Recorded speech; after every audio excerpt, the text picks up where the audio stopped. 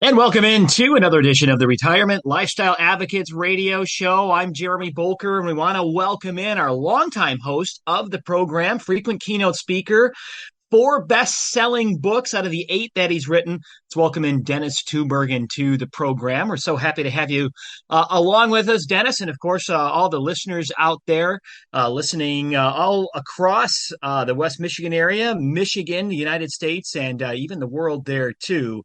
And Dennis, welcome in. And there's a lot of stuff going on. It's exciting weekend, opening weekend of the NFL, but I will tell you, let's talk about dominance. Let's talk about a number of things, and let's talk about the U.S. dollar because we got a hint on it last week. If you did get a chance to listen to the program about the weakening U.S. dollar and its loss of its dominance, and there's a lot of things we said about that.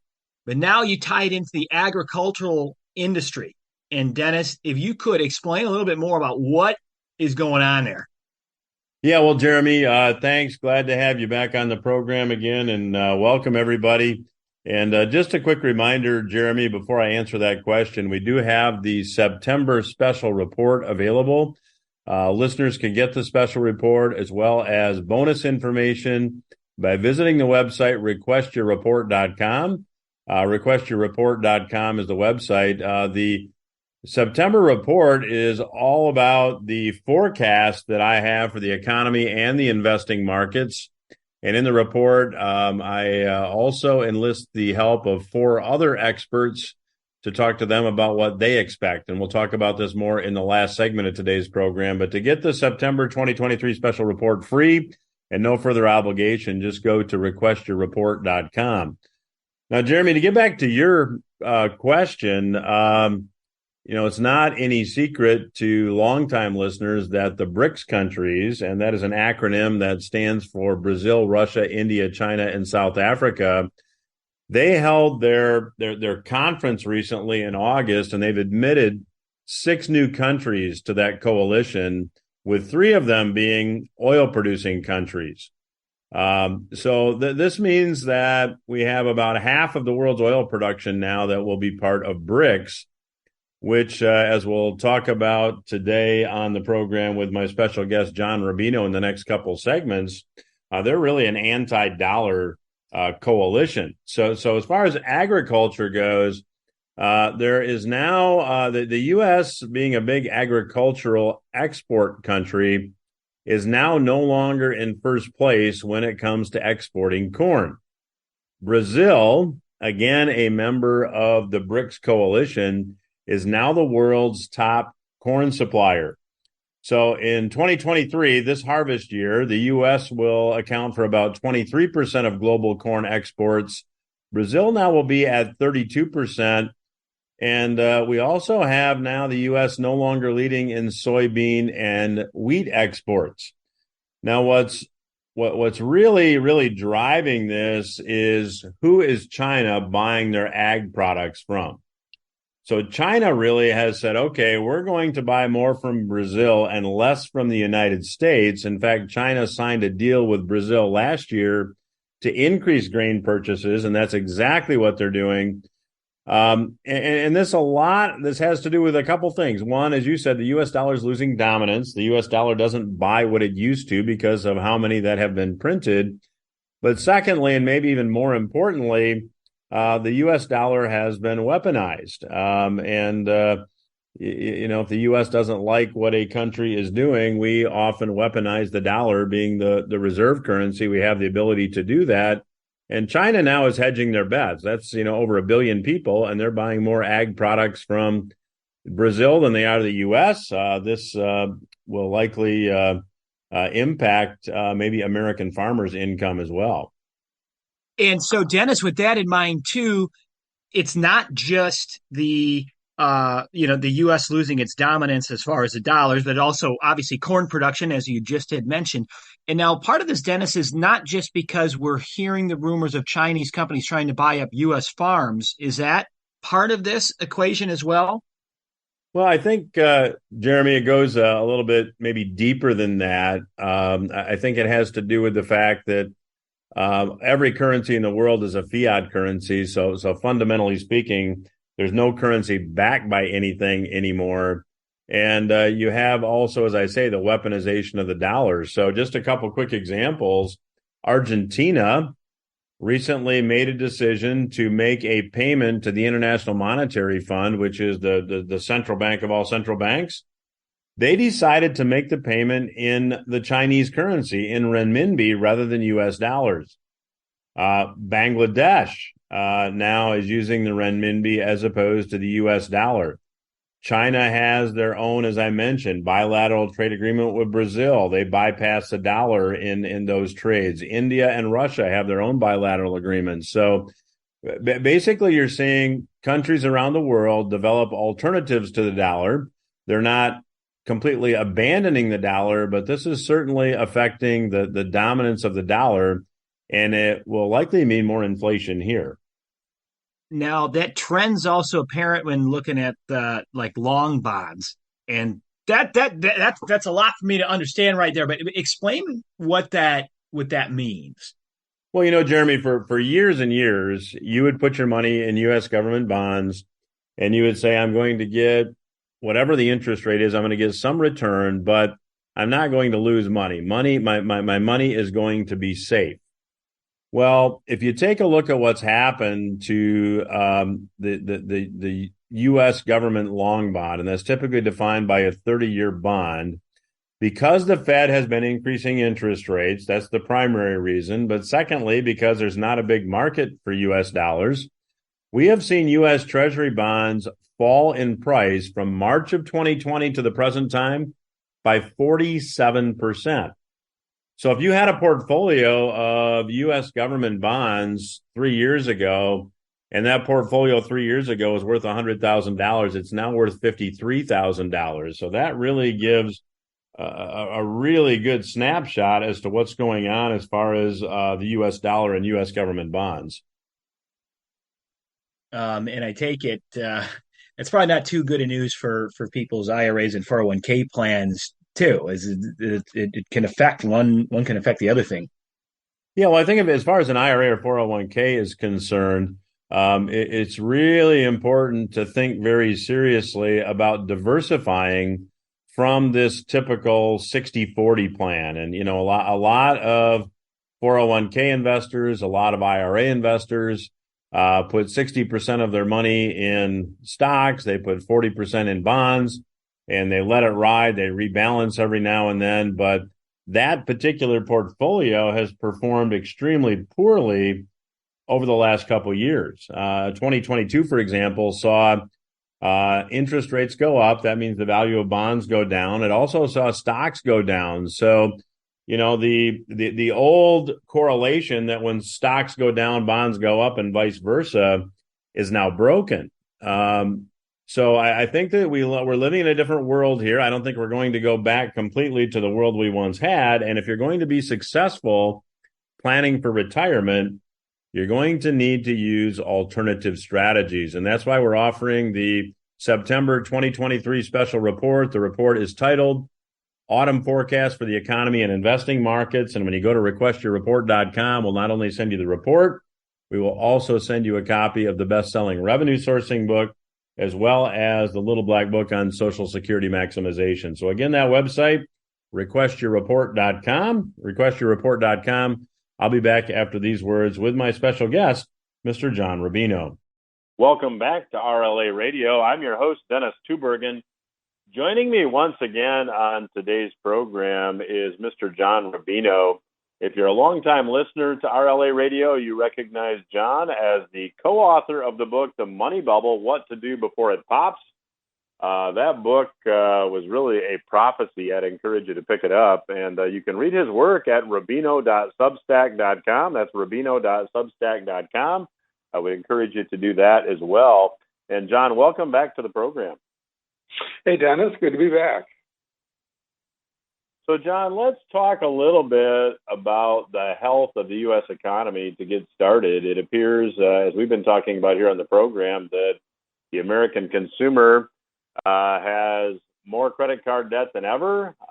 The stimulus savings seems to be gone and default rates are rising. Does that mean a recession is imminent? Yeah, it means it's coming, and the timing has been kind of hard to call here because we really should have had a recession already with interest rates going up as high as they have, and housing starts falling dramatically, and lots of other things happening that kind of point in that direction. But it feels like 2024 is when a lot of this stuff is going to really bite. And I've been covering it on Substack because pretty much every indicator that people normally look at as a recession indicator is pointing in that direction. And I just did a piece on how even some really unusual indicators that we don't even know these things exist until somebody points them out to us.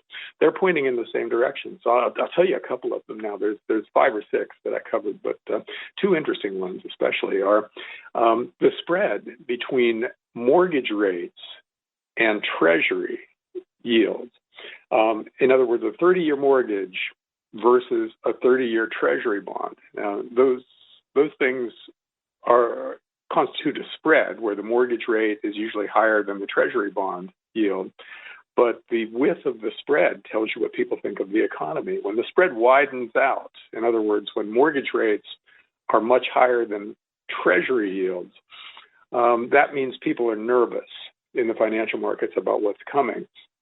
And lately, the spread between mortgage rates and treasuries has widened to the highest it's ever been. And it was, it spiked in 1999, just before the tech stock bubble burst. It spiked again in 2007, just before the housing bubble burst. And now it's spiking to an even higher level than that, implying that even more trouble is coming than in those 2 bubble burstings. And then there's another one called excess household savings that explains kind of why we haven't had the recession yet. When the pandemic hit, everybody was terrified, and they weren't going out and spending money or anything, and the government was sending people money. And so people cashed their stimmy checks and just saved them. So Americans' savings went way up by about $2 trillion. And since that time, we've been coasting on that big cash cushion and spending a little bit of it each month to maintain our lifestyles. And now that money's almost gone.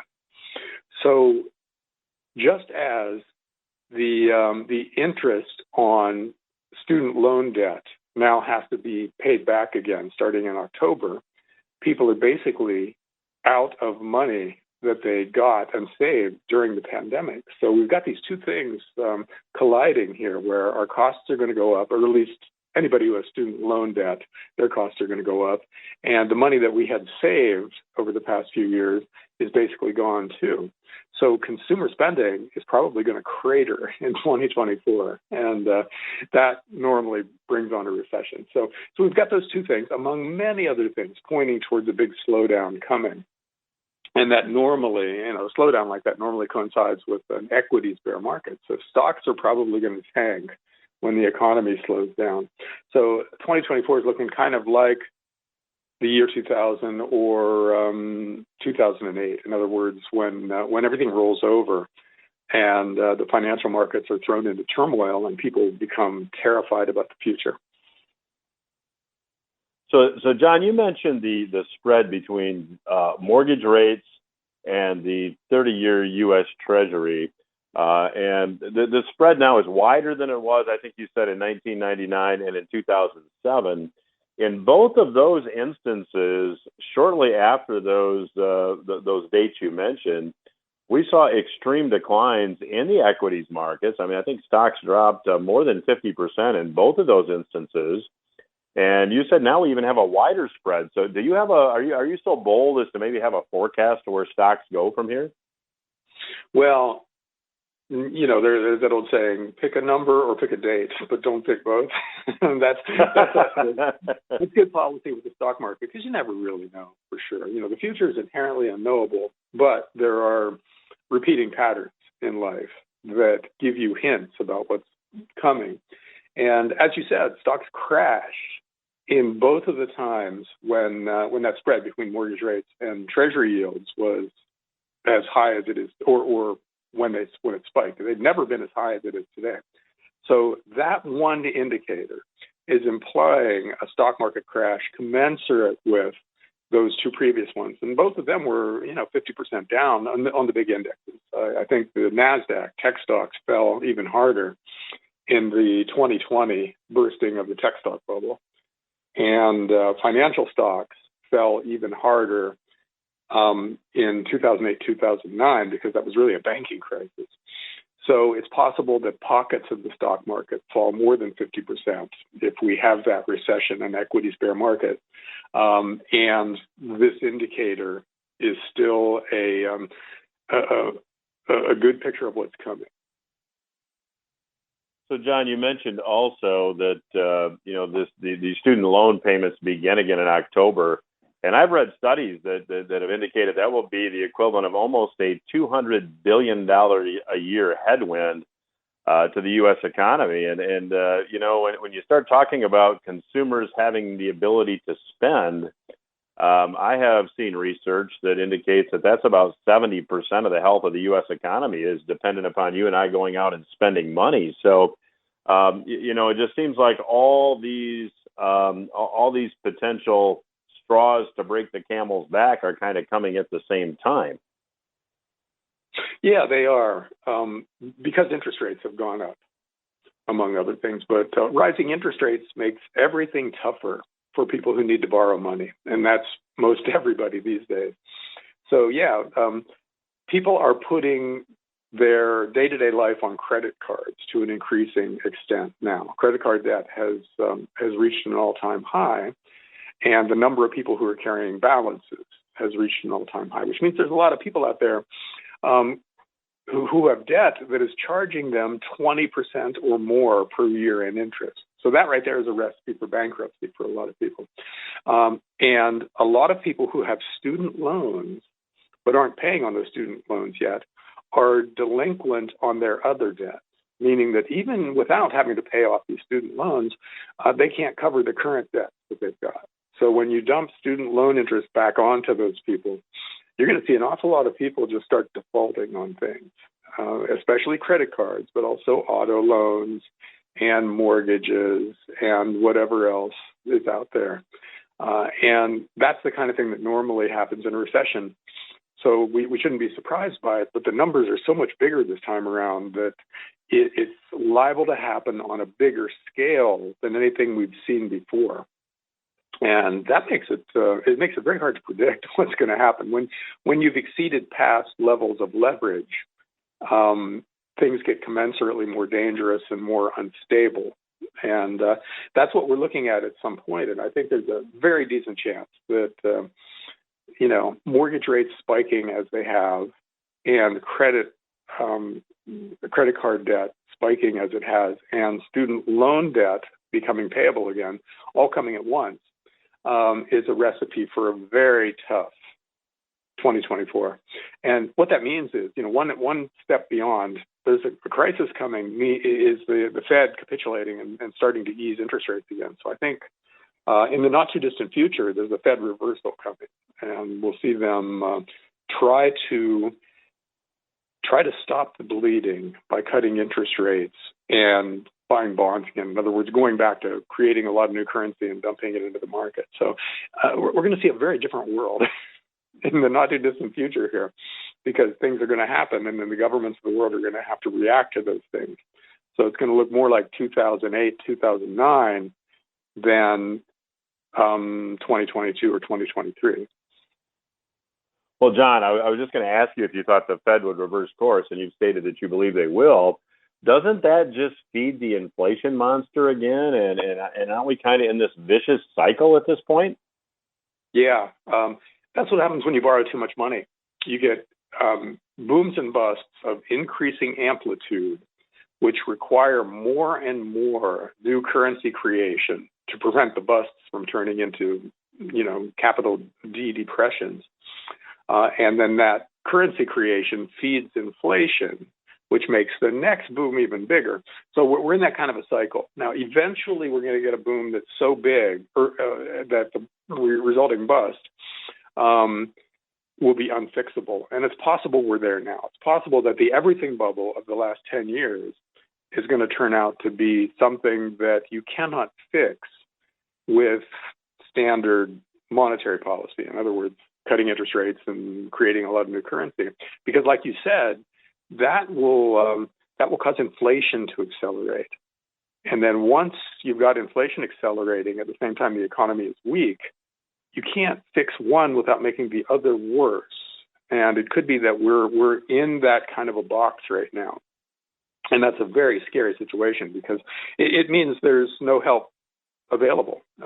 There's always been the government running deficits and the Fed cutting interest rates, and being able, by doing those things, to fix these previous busts.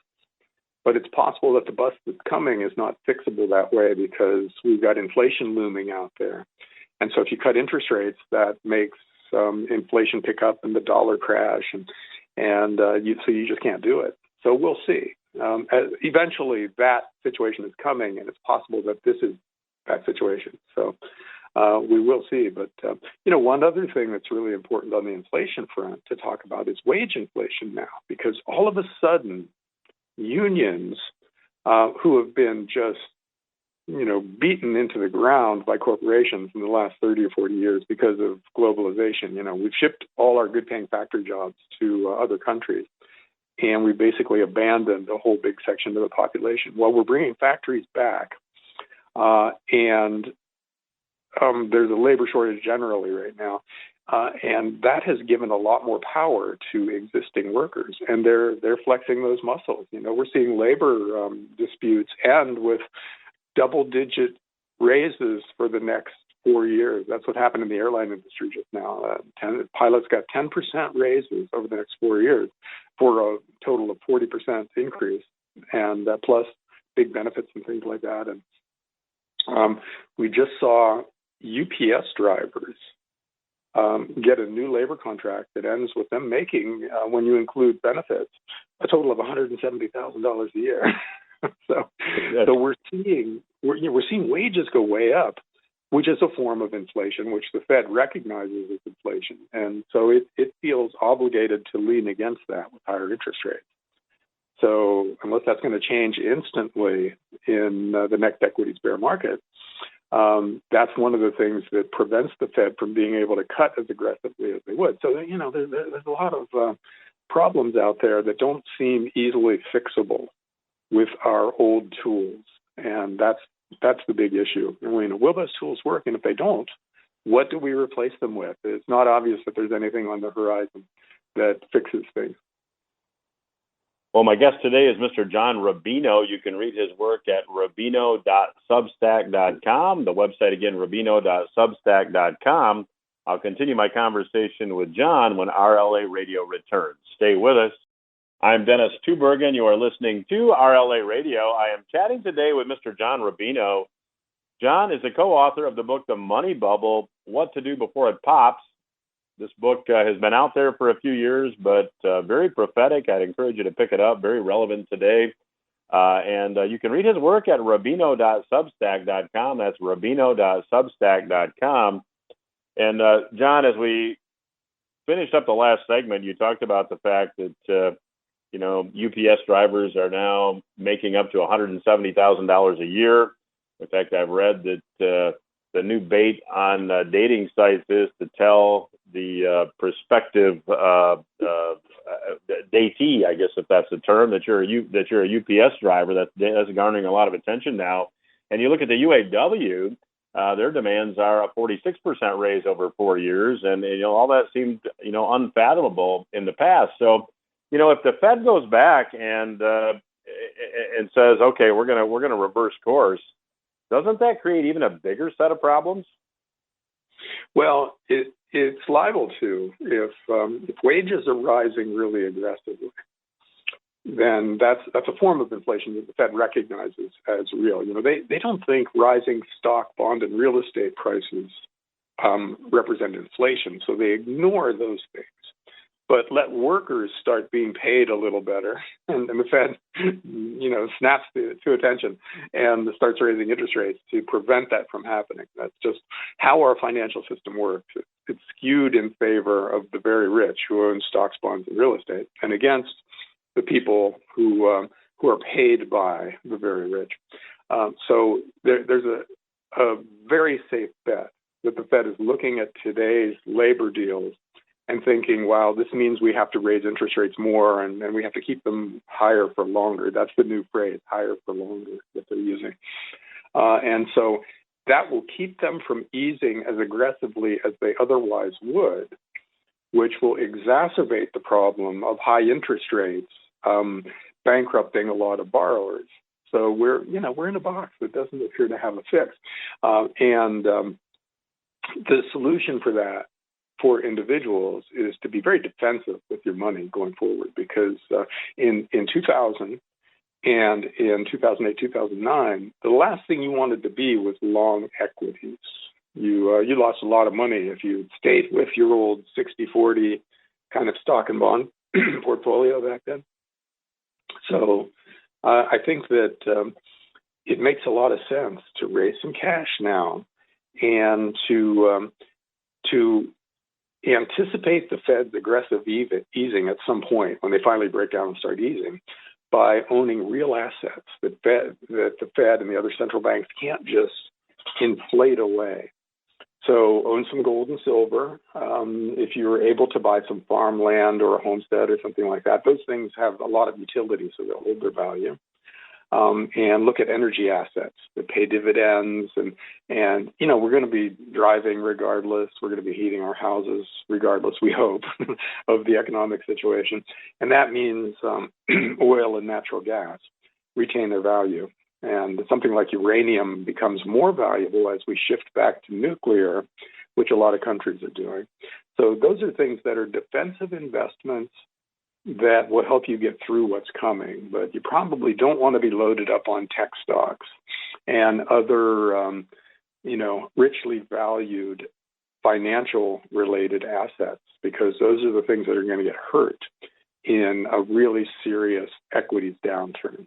So, it's possible to come through something like this in good shape and even to make a lot of money, but you don't want to do the things that worked in the recent past in anticipation of them continuing to work, because that's not how that goes. Usually the things that worked to get you to the bust are the things that are hurt most badly during the bust.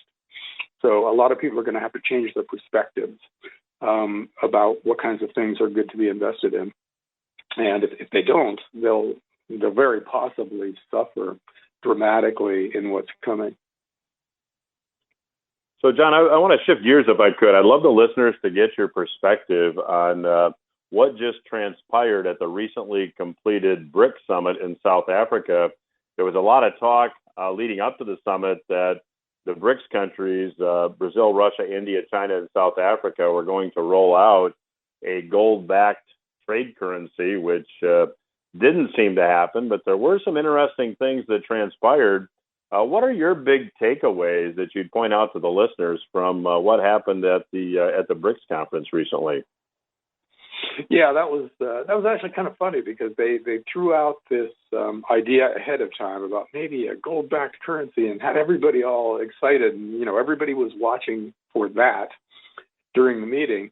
And then on the last day, they pulled a different blockbuster announcement out and said they were going to induct Saudi Arabia, the United Arab Emirates, and Iran in the coming year, which means that now you've got Saudi Arabia, the second or third biggest oil producer in the world, in an anti-dollar coalition.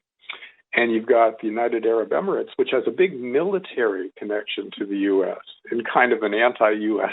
coalition. So, it's not clear what that means going forward, but it is clearly an indication that a lot of the world is fed up with U.S. behavior. We have the world's reserve currency and we have the world's most powerful military, and we've combined those two things into basically a weaponized empire that punishes anybody who steps out of line with U.S. foreign policy. And a lot of other countries are sick of it, and they're afraid of being the next victim. So the BRICS, which has been around as kind of a notional thing for quite a while, has started to become a real organization aimed at bypassing the US dollar in bilateral trade between BRICS countries and maybe setting up a parallel global financial system that doesn't depend on the dollar and isn't vulnerable to U.S. foreign policy initiatives. So that's potentially a big deal because it could mean that fewer dollars are needed for trade in the world, especially with Saudi Arabia maybe taking other currencies instead of a dollar for oil. So it means a lot of the dollars that people are holding in the world may not be quite as necessary as they were, and those dollars might come back home. In other words, people holding dollars would take those dollars and maybe buy U.S. assets. They might buy farmland or apartment buildings or real estate otherwise, or factories or whatever, which pushes the price up of assets in the U.S., which is inflationary. That means the dollar loses value and prices go up here, which, as we talked about before, is something we're not really prepared for. So that's one more thing to worry about, basically, in coming years. And it's a thing that the U.S. doesn't have a lot of control over now. So it's something that might be a threat, and it's something that we don't really have any way of countering. So you add it all up. You add the BRICS thing up with the current financial situation, all this debt, and consumers as strapped as they've ever been, all of that put together. And you have to worry about the stability of the U.S. financial system because we have so much debt that we've got to manage in some way. And it's not clear that anyone in the rest of the world is going to help us. So it could be that we're kind of on our own at some point with problems that we really don't have any way to fix. And in that case, as I said, you want to, as an individual investor, you want to try to be as far away from that whole thing as possible. Just ride out the storm in things that aren't directly affected by political and financial turmoil.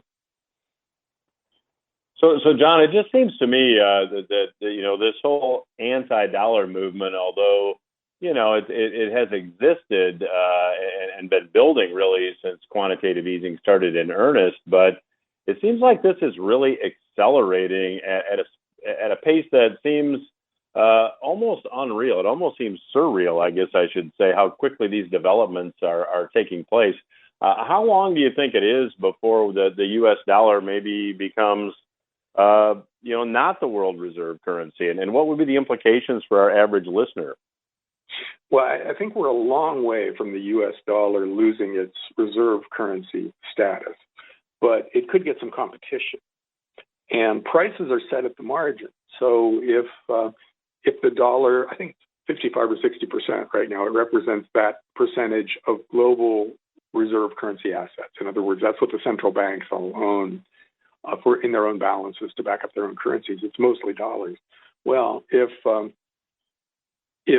some of that is converted from dollars into other currencies or into gold, which is the central banks are buying gold like crazy right now.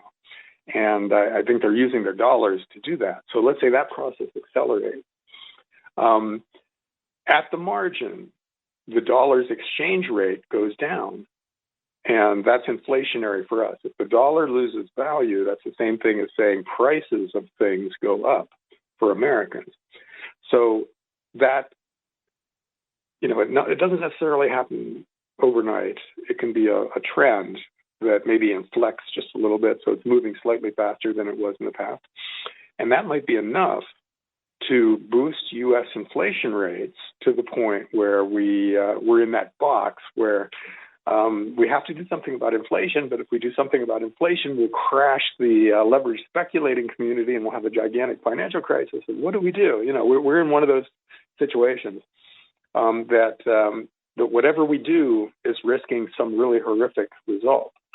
And the BRICS thing and the general de-dollarization thing out there could be something that moves that process along. It's not going to cause it in and of itself, but it's one more thing in a constellation of things that are all pointing towards a weaker dollar and a potential crisis for the U.S. financial system. Well, my guest today has been Mr. John Rubino. He is the co-author of the book, The Money Bubble, What to Do Before It Pops.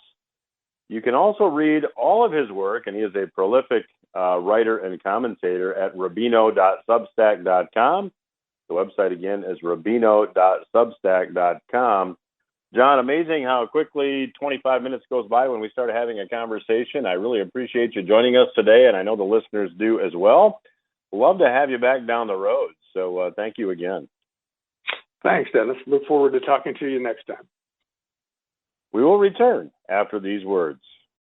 And welcome back into the final segment of the Retirement Lifestyle Advocates radio show. I'm Jeremy Bolker with Dennis Tubergen. And Dennis, I know you're going to get a chance to tell us how to get the September special report, but we just got to hear from our special guests here the last couple of segments. And I think there's a big key takeaway. And you pretty much agree with talking about the likelihood of a U.S. recession.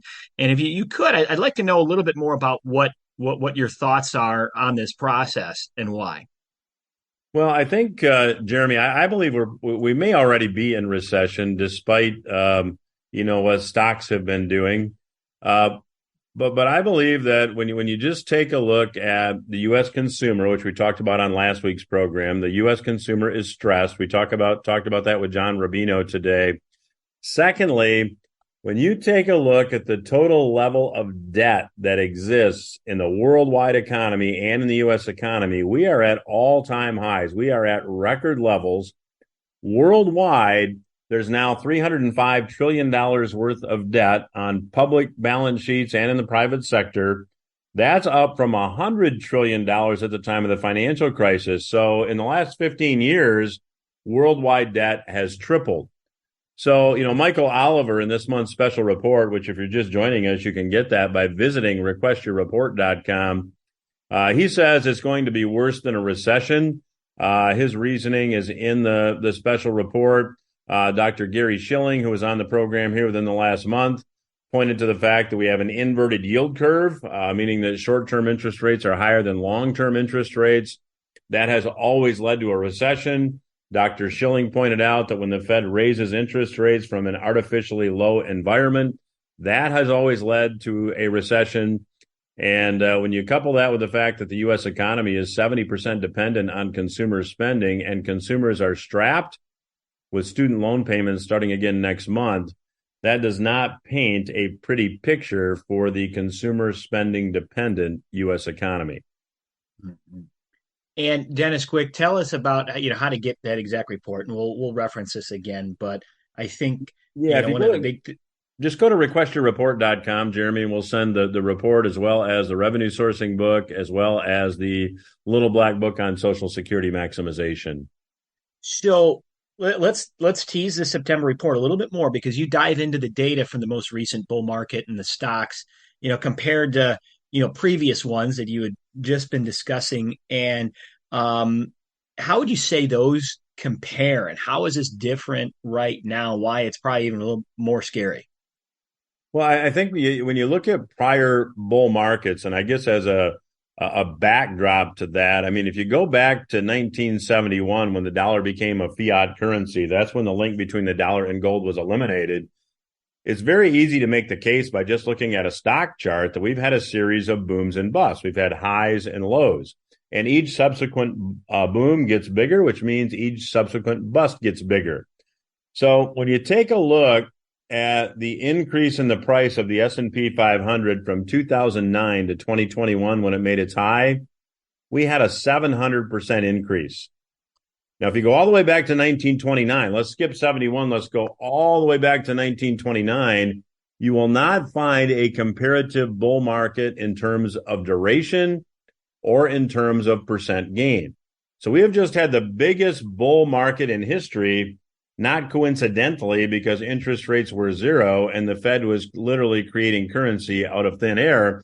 And a lot of that newly created currency went into stocks, creating what I believe is a very big bubble. So here on the program in early 2022, we said that we believe that the peak in the market was in. I still believe the peak in the market was in then. I think we've got more downside here.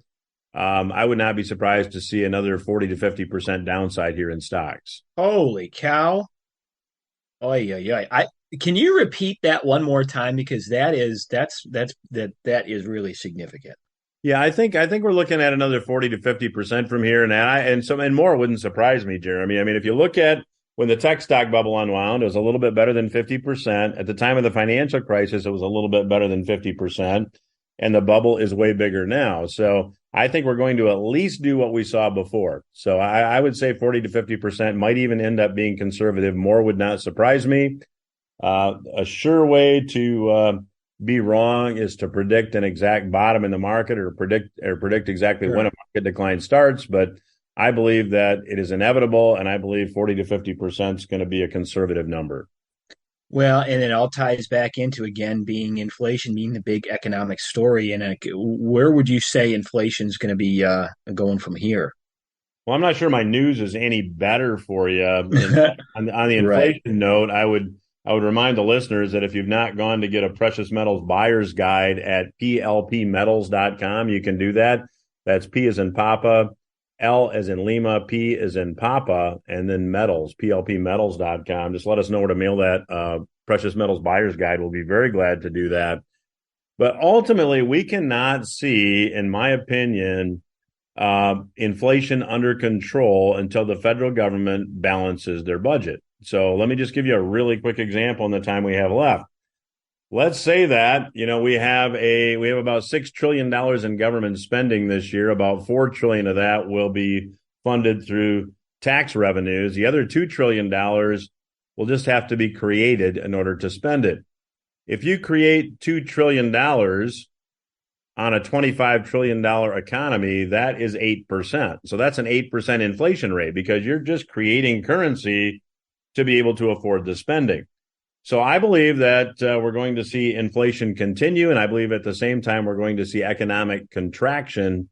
And academically speaking, that is stagflation.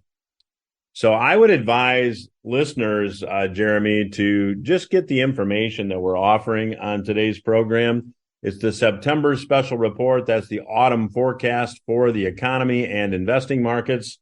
When you request that, you also get a copy of the revenue sourcing book, which contains a retirement planning strategy for the current economy. You'll also get the book on maximizing Social Security called the Little Black Book on Social Security Maximization. All that information is available by visiting requestyourreport.com. And again, the Precious Metals Buyer's Guide is also free. Go to plpmetals.com. That's plpmetals.com to request that. And we'll be very glad to get it out to you. That's all the time we have for this week. Thank you guys for joining us. We will be back again next week right here